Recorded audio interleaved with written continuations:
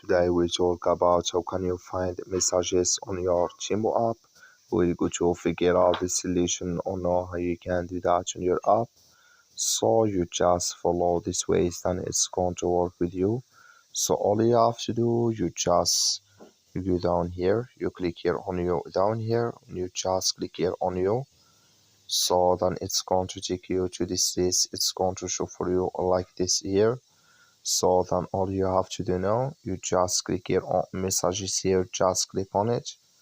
So then it's going to take you to this list.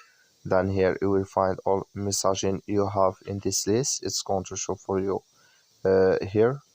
So I have no messages. So but if you have it, sorry, we'll go back. If you have it, can you find it here in this list on your Temu app? That's all you have to do. That's all. I wish you a great. Thank you for watching. Don't forget to support us by like and subscribe.